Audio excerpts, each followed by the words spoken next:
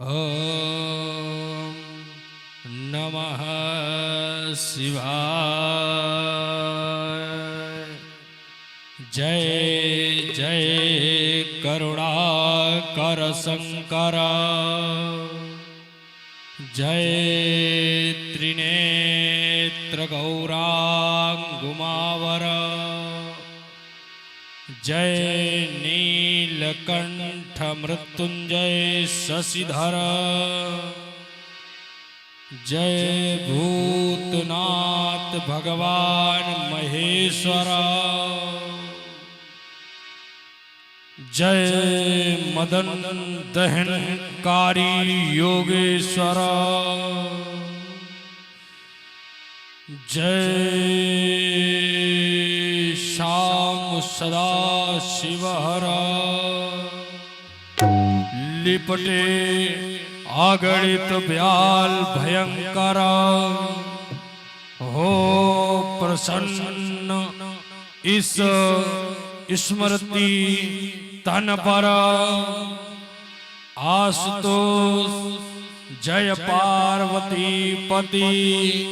हरा हरा हरा जटाटवी गल जल प्रवाह पावितस्थल। गले वलंबे लंबितां भुजंग तुंग मालिक। टमट टमट टमट टमट्टिनाथ वट्ट मर्व। चकार चंड तांडवम तनोतु न शिवा।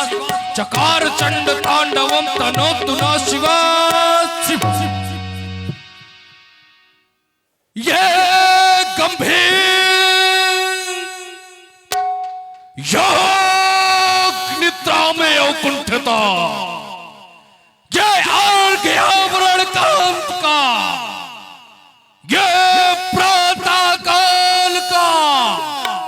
ये कितना सुहावना समय था। एक और उषा सुनहरे तीर बरसाती हुई ये लक्ष्मी के समान उदित हो रही थी। तो दूसरी ओर प्रकट अपनी किल्लोली के साथ किल्लोल क्रीड़ा करती हुई आज प्रकट का कड़ कड़ हंस रहा था। ऐसे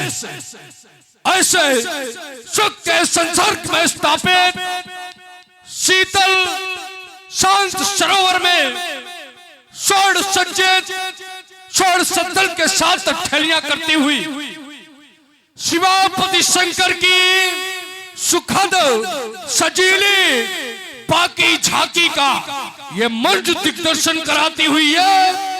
क्या रूप माधुरी मुझे सुधा का पान करा रही थी कि सहसा समाधि जिसने मेरे हृदय पीड़ा के तानों को झंकृत कर दिया। अरे यह किसने मेरे हृदय पीड़ा के तारों को झंकृत कर दिया। ये चक्रत होता चितात चौकी तसानन का। एहो धैर्यधारी धर धराओ तो होता उत्भ्रांत और शांत आज मेरा मन। ये उलझा हुआ प्रश्न अतिशीघ्र तो सुलझाओ तो। ये विविध व्याधियों से बनाकर रोकती है मार्ग। नाथ रास्ता दिखाओ तो। अरे आपके सिवा मेरा कौन है दीनानाथ। शिवा के सुहाग बिंदु संकट हटाओ तो। शिवा के सुहाग बिंदु संकट हटाओ तो। हाँ, लेकिन ये स्थिति क्या मानव विचलित होता। आज यह पुष्पन पीस के फड़क उठे। जब मम पुष्पन से हुए पुतले यह पर्यायी बंदी क्यों फड़क उठे। यह कौन कह रहा फिर से यह सांस उठाने को। यह कौन कह रहा लंकाधीश्वर चलो धरा धचकाने को। लेकिन नहीं बल है तो मेरी भुजाओं में। यह क्रोध है तो मेरी निगाहों में। इस समन से लेकर उस संबर तक फैली हुई दसों दिशाओं में मैं जिधर भी दृष्टिपात करता हूं मुझको रावण ही रावण दिखाई देता है। आज ज्ञान और विज्ञान का जीता जागता उदाहरण ये रावण। मैंने इस अखिल विश्व की समृद्धि को रौंद रौंद कर इस लंका का वैभव का केंद्र स्थापित किया है। विराज देता कौन आदेश? सावधान सावधान सावधान। ये सावधान शब्द की पुनरावृत्ति मेरे मानस पटल पर क्यों? अरे तांडव नर्तनकारी देव सावधान।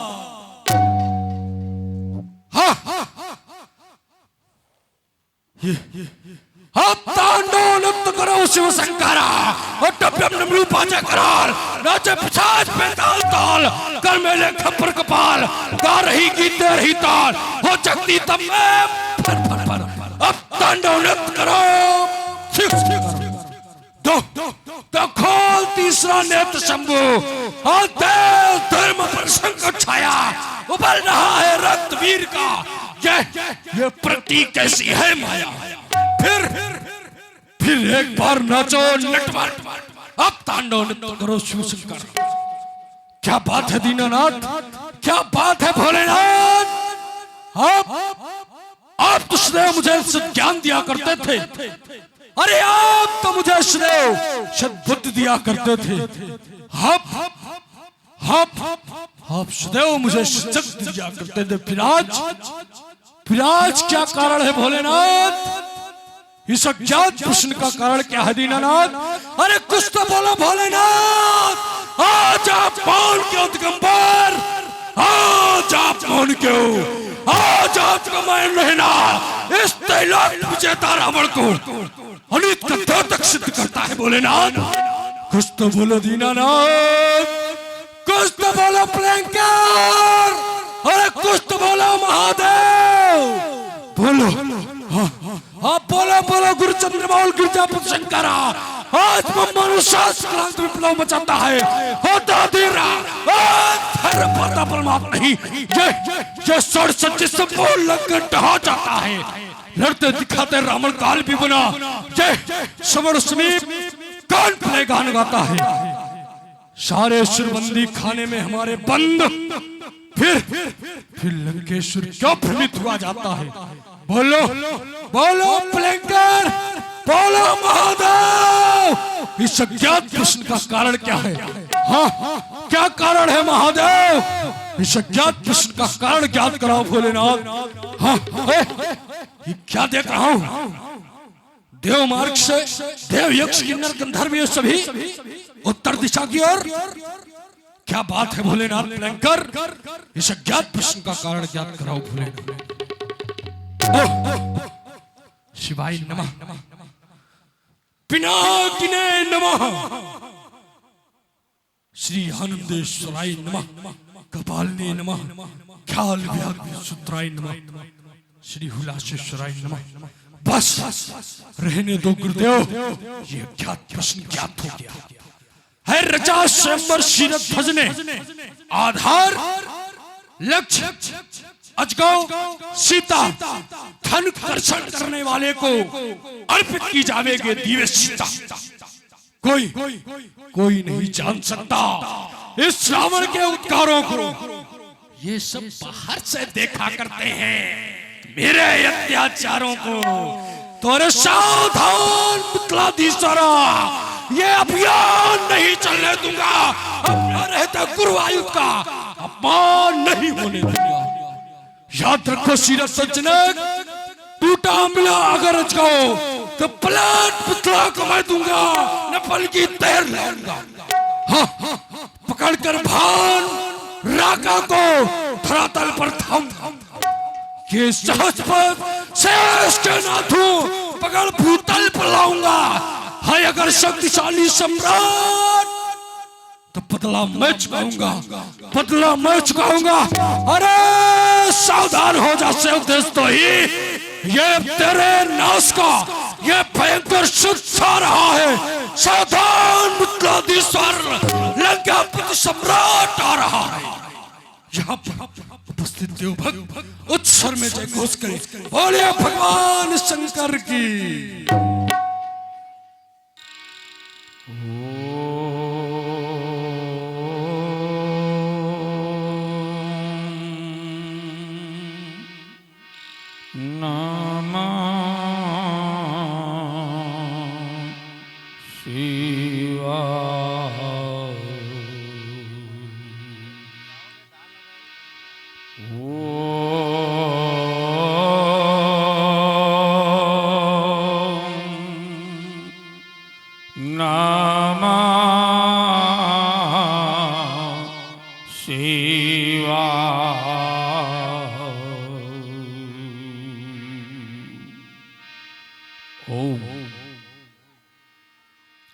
यस्यांकी चा विभाति भूधर सुता अदेवा पगा मस्तकी भाले बाल विधुर गले चा गरलब यस्यो रसी व्यालराट स्वयं भूति विभूषण सुरवरा सर्वः धिपा सर्वदा सर्वः सर्वगतः शिवः शशिनिभा श्री शंकरः पातु मां पातु मां पातु मां। भक्त की भावनाओं को भाव द्वारा भावोदित करा देने वाले भूत भावन भगवान भोलेनाथ। और देखो ना आज ये प्रकृति का अरे प्रत्येक कण न जाने क्यों अपने आप में परिवर्तित सा दिखाई पड़ रहा है। आराध्य क्या कारण है, क्या कारण है कपर्दे? क्या आपके द्वारा आज ये सृष्टि संभल का कार्य सदैव सदैव के लिए समाप्त कर दिया गया?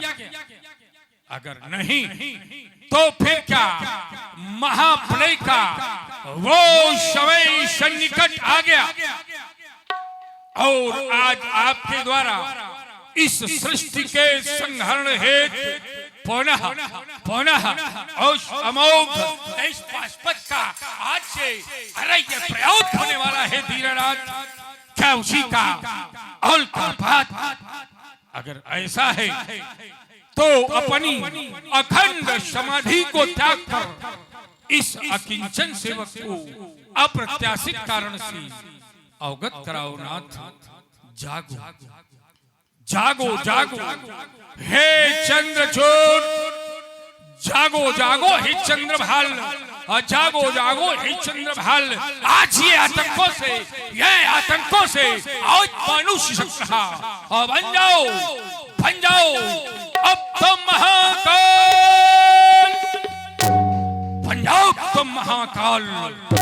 वो गिरी गौहर त्याग कपर्दे इन दुखियों के दुख दूर करो।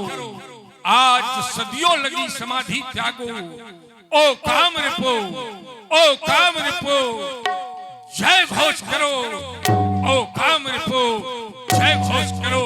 ये अमानवी अत्याचारी आज अंग्रेजों का तुम संहार करो, फिर अत्याचार इस धरा से मिटो और पहना दो माँ को मुंडमाल, पहना दो माँ को मुंडमाल।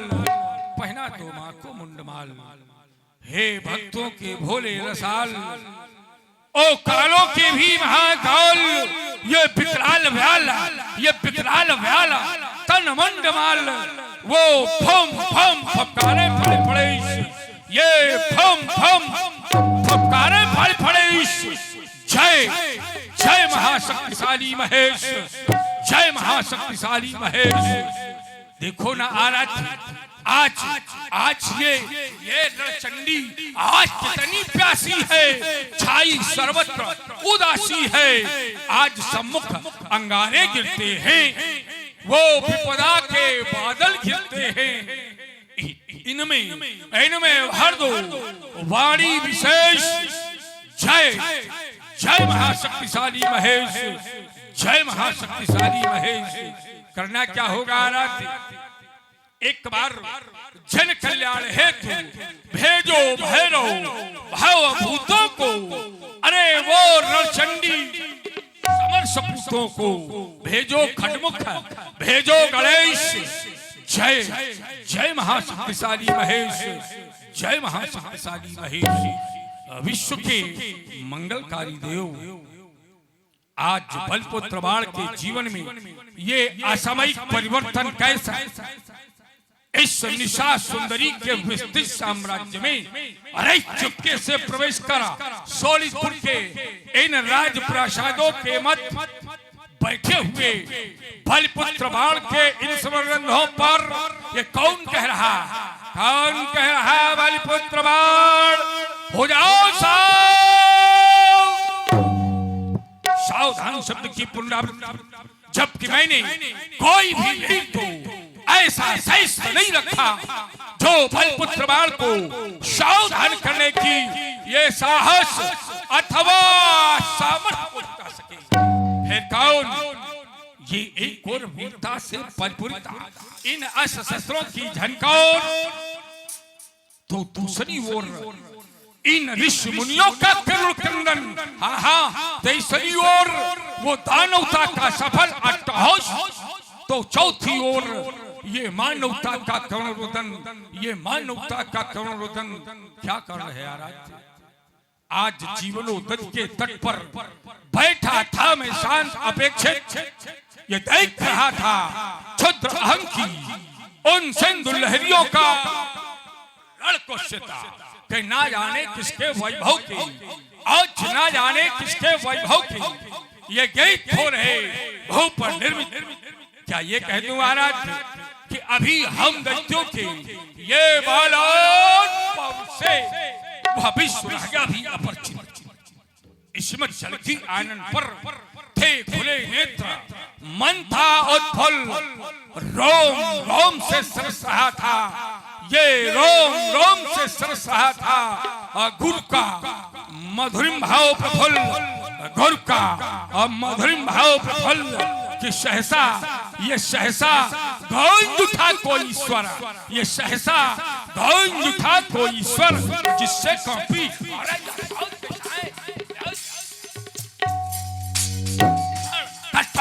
जैसे टूटे नगर सिखाए ही में उठता चार सा, ही में उठता चार सा, वो प्रज्ञा और छल बंद तक उठी, ये भाव पश्चात प्रवाह हो करवक्ष वेदना उबल उठी, वो शहमा गगन और दिशाएं कांपी, टोल उठा वसुधा का लोक, शिहर उठा वो अब चलता हिमालय।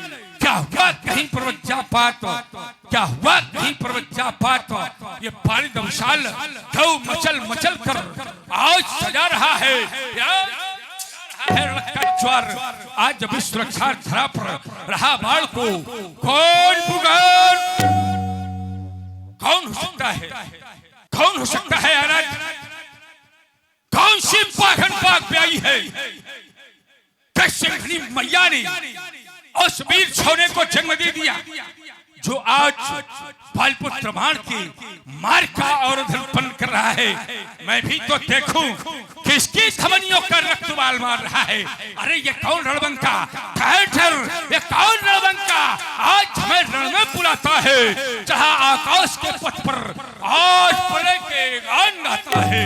ये मचलती है भुजाएं क्यों, ये आस्था शास्त्र कर में उठाने को प्रबल अहंकार से उसकी, प्रबल अहंकार से उसकी कलेजा छह जाता है, कलेजा छह जाता है, कलेजा छह जाता है। आराध्य सद्बुद्धि दो, सद्मार्ग की ओर प्रेषित करो। यह बाण क्षणिक समाधिस्थ होकर के इस विषम स्थिति का कारण ज्ञात करना चाहता है। ओम नमः शिवाय। ओह नहीं दोबारा अज्ञात प्रश्न ज्ञात हो गया। मिथिलापुर में मिथिलापति ने रचो स्वयंवर सीता, धनु खंडन करने वाले को अर्पित की जाएगी देवी सीता। ऐसे मांगलिक में एक समय में अमंगलता का द्योतक वर्तमान में आतंक का पर्याय बन चुका। वो महाबली रावण आज तेरा मिथिला में पदार्पण, तो क्या मिथिला में अनीति होगी? नहीं नहीं, तेरे लिए सत्परामर्श से दशानन मैं भी मिथिला के पवित्र भवन पर उपस्थित होने आ रहा हूं। हो सकता है तेरी उपस्थिति मेरी मिथिला पहुंचने से पहले हो जाए, तो मिथिला में किसी भी षड्यंत्र को जन्म देने का दुस्साहस मत जुटाना दशानन, अन्यथा परिणाम तेरे हित में अच्छा न होगा, परिणाम तेरे हित में अच्छा न होगा। ओ लंका के नाहर सावधान, ओ लंका के शासक सावधान, अब मैं भूतल पर आता हूँ। ये भूवीरों देना दोष नहीं, जगवीरों देना दोष नहीं। मैं अपने शस्त्र उठाता हूँ, मैं अपने अस्त्र उठाता हूँ। अब तो करूं प्रस्थान मिथिला को, यही आयुष पुरारी की। आज न मैं टूंगा स्वेश में कभी भी गंग। ये दशानन के मैं आनंद को अरे वहां जाकर के मोड़ूंगा।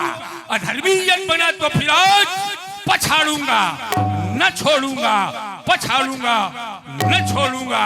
इसी कामना के साथ बढ़ता हूं मैथिल प्रदेश की ओर। भगवान शंकर के प्रेमी भक्तों, एक बार उच्च स्वर में जय घोष करो। बोलो जगत गुरु शंकर भगवान की जय। जय भोलेनाथ।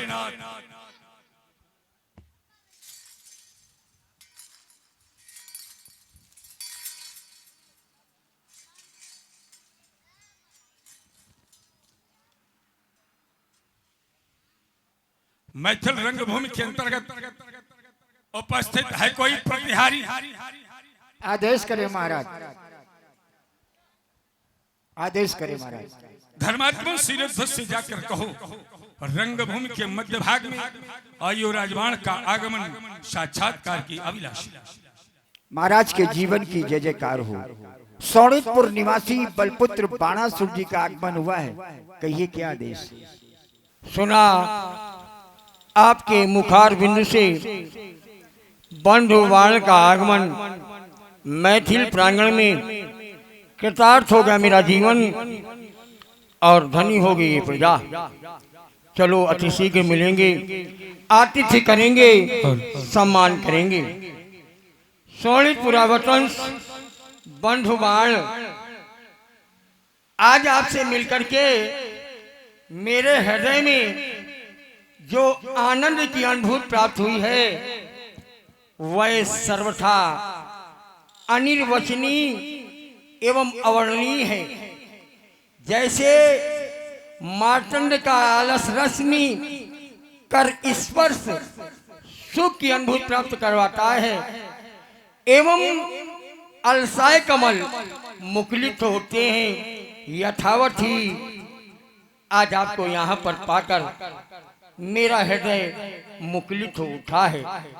या यूं कहें कि मधुमास का मोहक आगम वसुंधरा के रोम रोम में एक व्यक्त अव्यक्त पुलक भर देता है एवं ये वृद्ध से वृद्ध रसाल पादप मंजरित हो जाते हैं। यथावत ही आज आपके आगमन से ये मिथिला भी मंजरी से दिखलाई पड़ रही है। मंजरित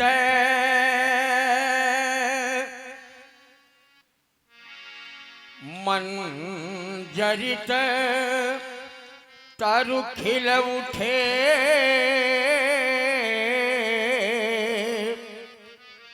जब उल्लसित ऋतुराज आए और निर्झरों सा मधु बहाता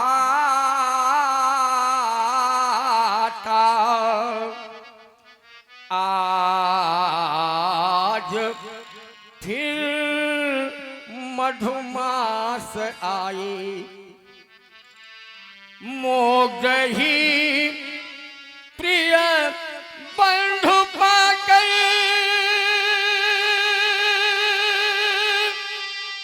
आज लवमल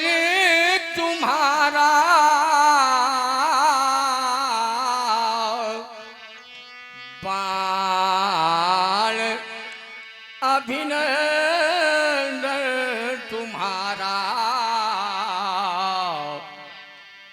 बंधु अभिनंदन तुम्हारा 11 सदी सो हो युग हमारा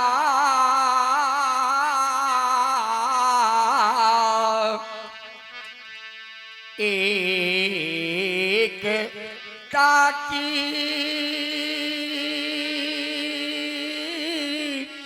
टेक हो एकता की टेक हो इस ओर से भी एक हो उस ओर से भी एक हो तो फिर क्या होगा? इस एकता से एकता का क्या रह न जाए अंग न्यारा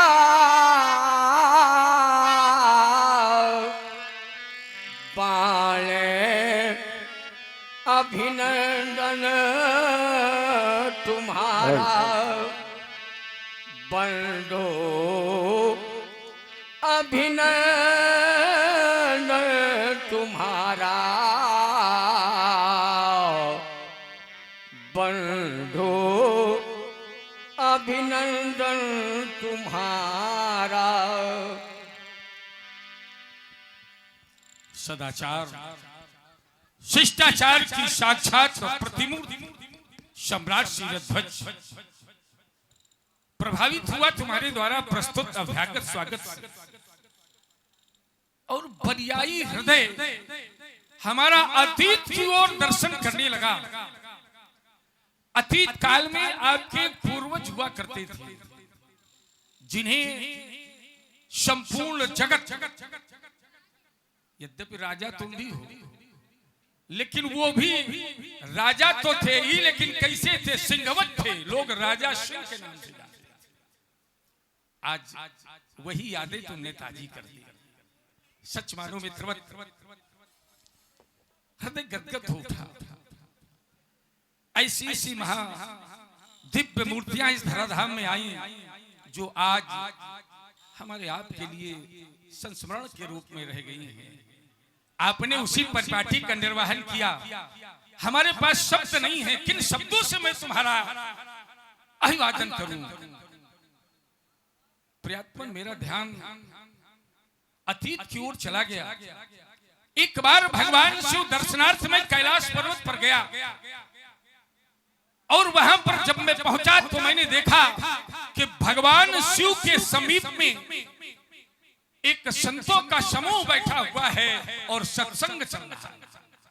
मैंने भी आराध्य को प्रणाम किया और शांत मुद्रा में बैठ करके सत्संग श्रवण करने लगा तो मैंने पाया कि उस सत्संग में जो चर्चा का विषय था वो कोई और नहीं, आप थे। आप एक संत का प्रश्न था भगवान शिव से कि वर्तमान में जो मिथिला के शासक हैं उन्हें संपूर्ण संसार जनक नाम से संबोधित करता है, तो क्या ये मान लिया जाए कि राजा जनक सारे संसार के पिता है?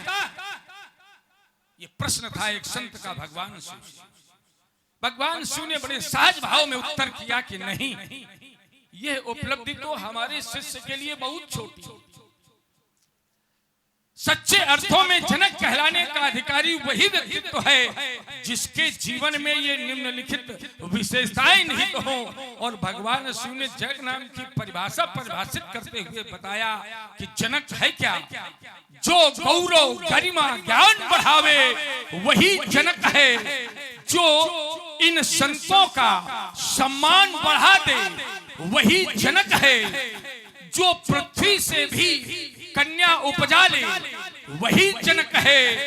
और जो घर बैठे भगवान बुला ले वही जनक। आज साक्षात्कार का अवसर मिला, जीवन धन्य हो गया। प्रियतमा सुना है बेटी का विवाह कर रहे हो। सत्य है और मैं भी इस अवसर पर आपके सहयोग का कुछ आकांक्षी चाहता हूँ। बस यही है कि आप चाहता हूँ कि आने वाली हर विकट समस्या का समाधान आप अपने विकसित ज्ञान और बलिष्ठ भुजाओं के माध्यम से सफल बनाएं, मिथिला की परंपरा को अक्षुण्ण बनाए रखें। आए आसन ग्रहण करें। देखिए प्रियतमन, हमें तुम्हारी मिथिला की परंपरा से कोई लेना देना नहीं।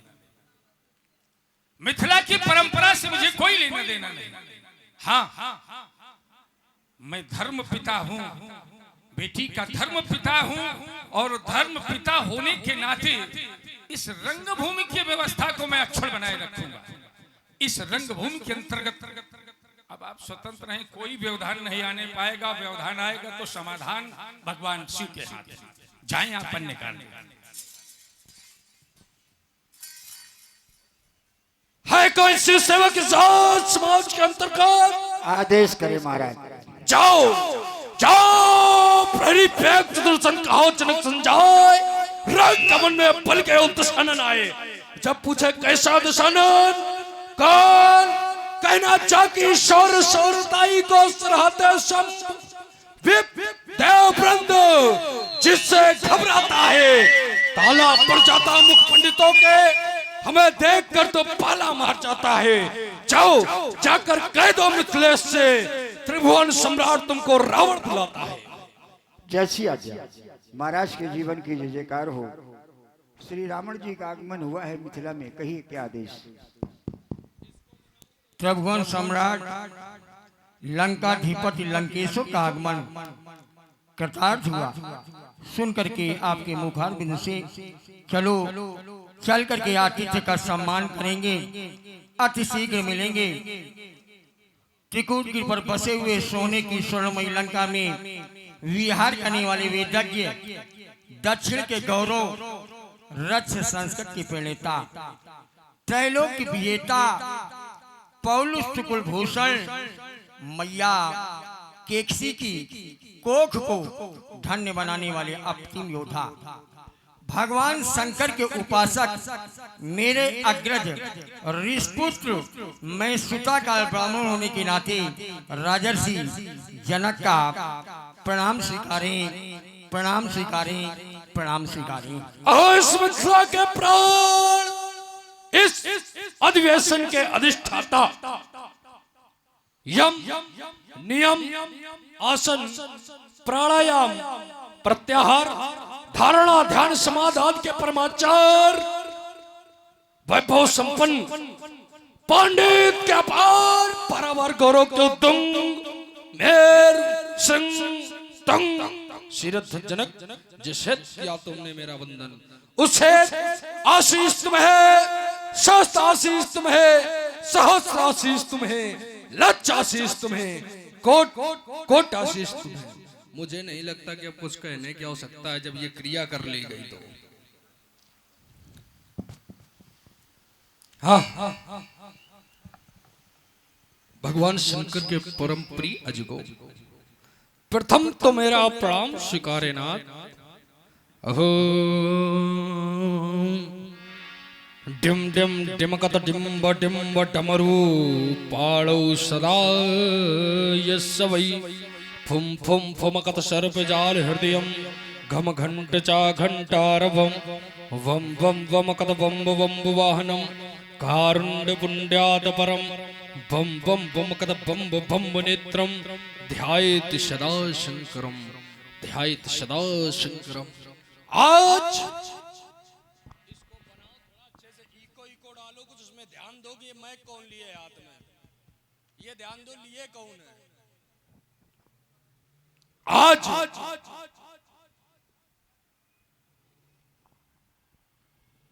मिथिला राज दरबार के अंतर्गत भगवान शंकर के द्वारा प्रदत्त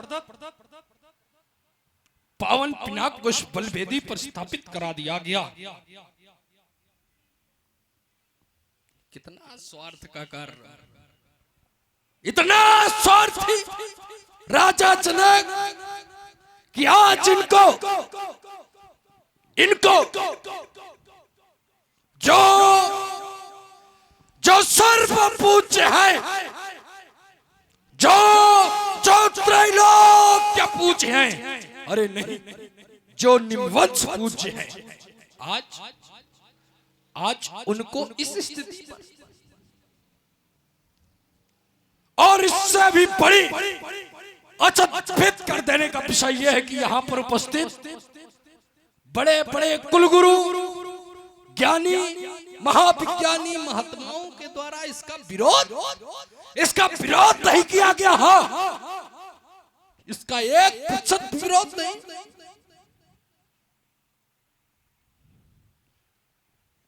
जब समाज को इसकी आवश्यकता पड़ी तब इनका प्रयोग किया गया, और आज राजा जनक के द्वारा इनको बलिवेदी पर, यहां पर उपस्थित तथा कथित मनीषों के द्वारा किसी के द्वारा भी इसका विरोध नहीं। हाँ, याद आता है मुझे, प्राय लोग अपनों का विरोध नहीं करते। का कारण छाती तो बहुत जल रही, लेकिन अपना है तो प्राय लोग अपनों का विरोध नहीं करते। हाँ, प्राय लोग बड़ों का विरोध नहीं करते, बड़ों का। इसमें भी और सुधार की आवश्यकता है। प्राय लोग राजा का विरोध नहीं किया करते हैं, ये ठीक। प्राय लोग राजा का विरोध नहीं किया करते। वही स्थिति यहां पर विरोध नहीं किया जा रहा, किसी के द्वारा, किसी एक व्यक्ति के द्वारा भी विरोध नहीं किया जा रहा है। हाँ, मुझे एक मनीष की पंक्ति याद आती है कि बड़े बड़ाई सब करें, निर्बल कौन सहाय, और हवा बढ़ावत आग का।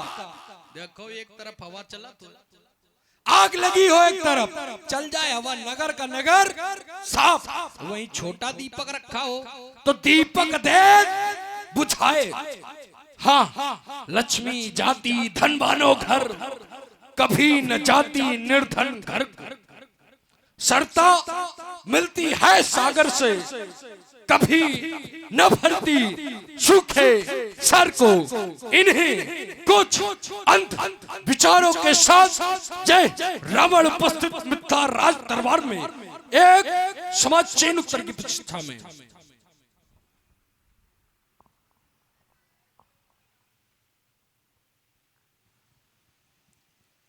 सुस्मित समाज के अंतर्गत देश देशांतर के नेपालों का आगमन,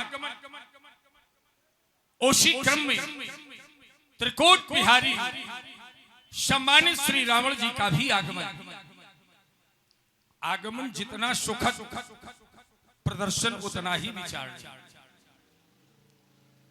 रावण जी हमारे दैत्य कुल के महामान्य हैं, हमारे मान्य पक्ष में हैं, इस नाते हमारे वंदनीय भी हैं, प्रणम्य भी हैं।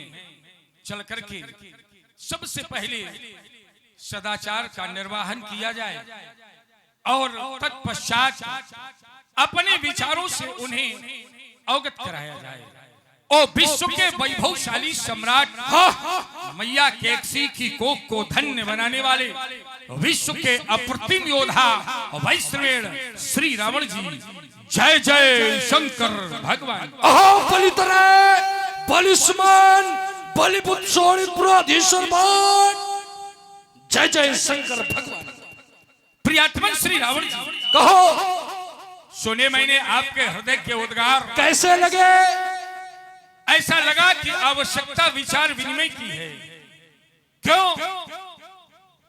समाज में जब जब समस्याएं उत्पन्न होती हैं, जब जब समाज में समस्या उत्पन्न होती है, तो जो प्रबुद्ध वर्ग है वो समस्या का समाधान शांति वार्ता के माध्यम से खोजता है, और जब शांति से बात नहीं बनती तब अंतिम विकल्प है क्रांति। लेकिन आपने ऐसा नहीं किया। आपने राजा जनक को सत्परामर्श नहीं दी, सीधे एकाकी निर्णय लेते हुए इन पर प्रतिबंध। सुनता हूं आपके हृदय के उद्गार, इतना स्वार्थ। आज राजा जनक आपको स्वार्थ से ग्रसित दिखाई पड़ रहा है। क्या राजा जनक अलग स्वार्थी है? मैंने तो ये जाना है कि इस धराधाम पर जो भी आया है, चाहे वो परमात्मा ही क्यों ना हो, जो भी आया है, कोई ऐसा नहीं बचा जो स्वार्थ से ग्रसित ना हो। और तभी आचार्यों ने कह दिया, सुर नर मोनी कह याही रीति और स्वार्थ लाग करई सब प्रीति। सभी स्वार्थ से ग्रसित होकर के प्यार करते हैं। तो जब सभी स्वार्थी हैं तो फिर राजा जनक पर ही प्रश्न चिन्ह क्यों? आपके द्वारा कहा जा रहा है धर्माचार्यों की समाज में कोई ऐसा नहीं जो राजा के इस कृत्य का विरोध कर देता। और एक निष्कर्ष पर आप पहुंचे, क्योंकि राजा सर्वोच्च पद है, राजा का विरोध करने का साहस प्रायः लोगों में नहीं होता है। लेकिन महाराज, क्या राजा के कार्यों का विरोध नहीं किया गया? मैं एक ऐसी घटना से आपको जोड़ने जा रहा हूं जहां पर उसे सर्वोच्च पद दिया गया, दक्ष प्रजापति। महाराज दक्ष को प्रजापतियों का सर्वोच्च राजा नियुक्त किया गया। और उसी दक्ष के द्वारा जिस समय भगवान शिव के विरोध में यज्ञ किया गया, तो क्या उस यज्ञ का विरोध नहीं हुआ? उस यज्ञ का विरोध करने वाले यही मनीषी लोग थे आज जो आयुध के रूप में परिचित हैं। सबसे पहला विरोध महात्मा दधीच के द्वारा किया गया था। ये कैसे कह सकते हो कि राजा के कार्यों का विरोध नहीं किया जाता? राजा सर्वोच्च पद है, लेकिन कुछ पद ऐसे भी होते हैं जो स्वतंत्र होते हैं, जिन पर राजा के अधीन होते हुए भी राजा का उस पर अधिकार नहीं होता। वो सत्परामर्श देने के लिए स्वतंत्र होते हैं। सचिव, वैद्य, गुरु, ये तीन पद ऐसे हैं जो स्वतंत्र प्रभार हैं। ये अगर राजा की इच्छा अनुसार करने लगेंगे तो राज्य का विनाश हो जाएगा। वैद्य अगर औषधि रोगी की इच्छा के अनुसार देने लगेगा तो रोगी मर जाएगा। गुरु स्वतंत्र पद है और यहां भी स्वतंत्र पद का पूर्ण निर्वहन किया जा रहा है। कोई ऐसा कृत्य नहीं हो रहा जो कि भगवान शिव के विरोध में हो। अल्प विराम। बस जहाज छोड़ा वहीं पर, वहीं से शुरू करके 2 शब्दों में उत्तर करके खत्म। आपके द्वारा कहा गया गुरु स्वतंत्र पद है। आइए यहां पर स्थितियां देखना क्या बन रही हैं। स्थितियां यहां पर यह बन रही, गुरु को आदेशित किया जा रहा है, गुरु को बुलाया जा रहा है और गुरु को आदेशित किया जा रहा है। एक पंक्ति पढ़ूंगा, एक पंक्ति में उत्तर हो जाएगा इसका। इतनी हल्के से बात कही के निकल जाओगे। आइए बढ़िया बढ़िया बढ़िया, में तो बढ़िया, तो आपके साथ आनंद आता है, तभी तो हम बढ़िया को चुनते हैं। बोले सदानंद तब जनक बुलाए और कौशिक मुनिता तुरंत पठाए, तुरंत पठा दिया गया। सदानंद तब जनक बुलाए, कौशिक मुनिता तुरंत पठाए। जहां पर एक राजा का आदेश धर्म गुरु पर चल रहा है और यहाँ पर उपस्थित शायद कोई ऐसा हो जो ये न जानता हो कि आदेश देने वाला बड़ा होता है कि छोटा। जिसने आदेश किया वो ही श्रेष्ठ होगा। और यहाँ पर राजा, यह सिद्ध हो रहा है इससे, यदि राजा के द्वारा कुलगिरों को आदेश दिया जा रहा है, भेजा जा रहा है, यहाँ पर यह सिद्ध होता है। आपकी बात सीधा कट गई। यहाँ पर यह सिद्ध हो रहा है कि कहीं ना कहीं कुलगुरु भी राजा के अंडर, राजा के अंतर्गत कार्य करते हैं, कुलगुरु। और आपके द्वारा प्रथम बिंदु रख दिया गया था, बोले कि वो शांति से कार्य कर लेते, राजा जनक से मिल लेते। क्या रावण शांति का प्रचारक है? रावण क्रांति का प्रचारक है। अल्प विराम। आइए, ये बात आप स्वीकार कर रहे हैं कि रावण क्रांति का प्रचारक है। अच्छा ये बताओ, आप लोग निर्णय करो जरा, क्या लड़ाई झगड़े पहले विश्वास किया जा सकता है? जब तक बात बने वार्ता से बनाओ, शांति वार्ता करो, युक्ति लगाओ, कूटनीति करो, ये राजा के प्रमुख हैं। जब तक कूटनीति नहीं सफल होती तब अंतिम विकल्प है युद्ध। हाँ, एक बात बहुत अच्छी आपने कही, हृदय से साधुवाद, ऐसा नाका लगाया है कि चारों खाने सामने वाला चित्त जाएगा। बहुत बढ़िया बात कही आपने कि राजा के द्वारा आज कुलगुरु को आदेशित किया जा रहा है। अच्छा एक बात बताओ, आदेश कब दिया जाता है? आदेश कब दिया जाता है? क्या कन्या के विवाह में भी आदेश चलते हैं ना? वहां सब परामर्श चलती है। लेकिन आइए मैं उससे जोड़ रहा हूं, राजा जनक के द्वारा यहां भी धर्म का पालन किया गया है। क्यों? क्योंकि ये नियम है कि राजा की अगवानी राजा के द्वारा की जाए, राजा की मेहमानी राजा के द्वारा की जाती है। और अगर कोई कुलाचार्य से ऊंचा व्यक्ति आ जाए, आने वाला व्यक्ति कौन था? वो ब्रह्मर्षि थे, विश्वामित्र महामुनि ज्ञानी ब्रह्मर्षि है। तो एक ब्रह्मर्षि का सम्मान, ब्रह्मर्षि की अगवानी किसके द्वारा होनी चाहिए? अगर राजनीति जानते हो तो ये भी जानते होगे कि फिर राज्य का जो सर्वोच्च धर्माधिकारी है उसके द्वारा ही धर्मगुरु की अगवानी की जाएगी। और राजा जनक ने उसी परिपाटी का निर्वहन किया है। इसके पहले भी तो राजा जनक गए थे और उस समय भी गुरु गए थे। क्या वहां आदेश दिया गया था? विश्वामित्र महामुनि आए, समाचार मिथिलापति पाए, तो संग सचिव सुच भूरि भट्ट भौसुरवर गुरु ज्ञात, चलो मिलन मुनि नाय कहीं मुदित राव। यही बात, अगर आदेश की परंपरा होती तो वहां भी आदेश दिया जाता। आदेश नहीं, यहाँ धर्म का पालन किया गया था। और अगर धर्म के विपरीत होता तो कहीं न कहीं इसकी निंदा हुई होती। अपने पक्ष में कोई निंदा लाना मैं साथ स्वीकार करता। आइए, आपके द्वारा कहा गया कि महाज्ञानी और वो कुलाचार्य हैं, तो कुलाचार्य के लिए कुलाचार्य ही भेजे जाएंगे। शब्द बदले हुए हो सकते हैं, भाव यही तो था। आइए, क्या केवल कुलाचार्य को भेजा जा सकता है? राजा जनक भी साथ में जा सकते हैं, जिस तरह पूर्व में किया गया कि केवल कुलाचार्य को ना। यह सिद्ध कर रहा है कि कहीं तक राजा श्रेष्ठ है। राजा और यदि राजा श्रेष्ठ नहीं है, यदि गुरु कहीं से भयभीत नहीं है,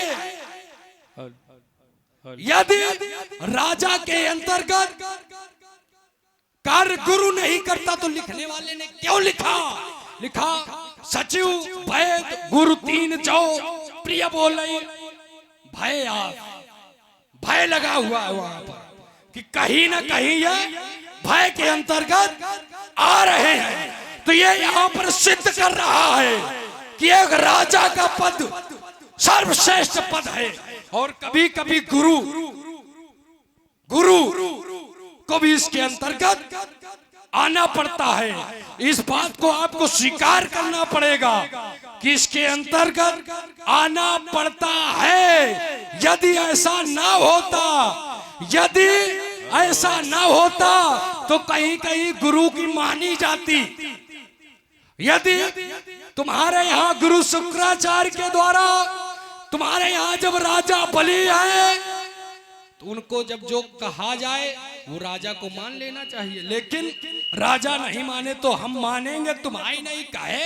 हम माने अपने बाप की, नहीं तो मानेंगे तुम्हारे नहीं। यार रमण में रमण करो और टूटेगा चापित फाड़ो पितला में तो त्रिभुवन उद्गार हुई पलाय मच जाएगा और थरेगा थोड़ा सन टूटेगा अंबराज साल दीवार संग में उबाल आ जाएगा और खटखट खटकेगी चंद्रहास मेरी तो शत्रुओं के रक्त का नाला बह जाएगा। बड़े गर्व से कह रहे हैं, बोले मैंने मानी नहीं अपने बाप की तो हम तुम्हारी मानेंगे नहीं। देखो बाप की न मानो तो पिता की मजबूरी है तुम्हें बर्दाश्त करना। हम तुम्हारे बाप थोड़ी हैं। हम तो जैसे व्यवस्था वैसे पूजा कर देंगे। कभी दिल नहीं एक लगेगी महाराज। कभी कभी जरूरी एक पिता बर्दाश्त ही करे। तुम्हारे यहाँ जब पिता की नहीं मानी जा रही थी तब कितने प्रयास किए पुत्र को मरवाने के लिए, कितने प्रयास किया पुत्र को मनवाने के लिए। तो ये जरूरी नहीं कि पिता बर्दाश्त करे। पिता की जब ना मानी जाएगी तो वो पुत्र को समाप्त करने का निर्णय भी ले सकता है। हो गई बात? बिल्कुल। यद्यप धारा बदलने के बाद इसका कोई औचित्य नहीं था, लेकिन अगर छुआ है तो कुछ न कुछ लेते चलो। क्या जिसकी चर्चा कर रहे हो उन्होंने कभी पिता को पिता माना है? उन्होंने अपने जीवन में जगत पिता को ही सब कुछ माना है। पिता के अधीनस्थ रहते हुए भी उन्होंने जगत पिता को ही सब कुछ माना है, तभी उनका विश्वास अडिग रहा और जब अवसर आया तो जगत पिता ने उनका मान भी रखा। तो तुम्हारी बात यहाँ से कट रही है महाराज। सुनो, दही के धोखे चूना न खा देना, नहीं आते तक फट जाएंगे। हम जब ये मैदान वेद का सभाउत, मैदान वेद बल का सभाउत, आज मेरी बलशाली सेना है। हमसे टकराना खेल नहीं, हमसे टकराना खेल नहीं, से टक्कर लेना है। अपनी अगर उतर आया तो सबसे की शान भुला दूंगा, अरे काटूंगा, आज तेरे अस्त्र शस्त्र इस मिथिला से मार भगा दूंगा। कैलाश सुनो दशकंधर, अब करना नहीं मनौती है और वरना कह लो अस्त्र शस्त्र। अब तुमको भी खुली चुनौती है, तुमको भी खुली चुनौती। हाथ लोहे का चना चला करके हम पवन करे हुक्कारों से, हम खेला यार की धारों से भूखे भैरव की भूख मिटाती, काली दुर्गा की रणरासाएं और चार मार के धरती हालाए, पैरी दल की मिठुला से बालों से बरसे अंगार, फटे कलेजा चट्टानों के भाए समर में रक्त निधा। अभी लंका पर से संधान करो, हम सारा करो मिटा देंगे। अरे शतरंजी चालें चलने की सब आदत आज छुड़ा देंगे। जीता है तुमने त्रिभुवन को तो मत मन में आह्वान करो, ये मिथिलाई जनक गुरु भाई है, इन पर भी तनिक विचार करो, अन्यथा ये क्रोधान्मुखी तो अवनी सौलित में होगी। जय और पराजय के पहले लंका पर बाउल प्ले होगी, लंका पर बाउल। आज पड़ता है संगम में लंगर चतुर्सानन का, ये कांपता ब्रह्मांड एक बाहु बलबीज का। आठ कोस पर जाए ये धरातल पर तो भय से फड़फड़ी सिले सिंहासन उस फड़ीस का। एक बार धोखे से भी हाथ पड़ जाए इस चंद्रमौल चपला पर तो भय से भयभीत ले आसन उस शक्ति का। फिर भी जरूर जाएगा, न पाओगे ठिकाना कहीं। आज बहेंगे फूटेगा, ये समय टूट जाएगा। तो आज की बल धक्कार जब धक्केगा बाण तो परसों तो रक्त की बूंद बूंद घट घट पी जाएगा। केवल गुरबंता का करता था ध्यान नाच, नहीं तो बता दूं इस लंका के रावण का सौभाग्य फूट जाएगा। अरे शानमुख लड़ेगा लाल जब सीना तोड़ तो सारी पीरताई का भांडा फूट जाएगा। कहाओ ना करो, कहाओ ना अब करो, तो इसे याद कर लो, पता चल जाएगा। आइए, ये जो रावण का जीवन है वो बड़ा तकड़ीला पथरीला है। बिल्कुल सही। क्यों? क्योंकि मैं विष पीने का अभ्यासी, विष पीने का अभ्यासी हूँ। मैं विष पीने का अभ्यासी अमृत की चाह नहीं करता। ये भय खाते जाते जहां पथिक जाते भय खाते, ये भय खाते जाते जहां पथिक जाता उस राह नहीं डरता। और मुझको विष पीते देख वो मत स्वयं घबराती है। मुझको छूना तो दूर रहा, वो दूर खड़ी थर्राती इस जन जन में व्याप्त हुए विस्फोट पी घूट, ये जन जन में जन जन में व्याप्त हुए विष को पी घूट स्वयं उद्रस्त करूं, बस यही कामना है मेरी। भय युक्त समाज को मुक्त करूं, तुम कह लो भले दम्भ भरता। श्री रावण जी, इसमें कोई दो राय नहीं, वर्तमान तुम्हारा है, इस त्रेता के नायक हैं आप, और मेरा इस पर कोई विरोध भी नहीं, क्योंकि रावण रूपी वृक्ष आज अगर खड़ा है तो वो धरती कहीं न कहीं हमारी, हमें आपकी इस रूप पर भी हृदय प्रसन्न होता है, अंतरात्मा से प्रसन्नता है, मुख विरोध करे अलग। भगवान शिव की इच्छा अगर इनका टूटना है तो इसे प्रयत्न ना आप रोक पाएंगे ना हम रोक पाएंगे, कोई नहीं रोक पाएगा, क्योंकि भगवान शिव की इच्छा के आगे हम दोनों नतमस्तक थे, और भगवान शिव ने अगर इनका टूटना स्वीकार नहीं किया तो विश्व में कोई ऐसी महाशक्ति भी नहीं जो इनका खंडन कर सके। अतः इस समस्या को भगवान शिव की इच्छा पर छोड़ते हुए अपने अपने लक्ष्य की ओर बढ़ा जाए।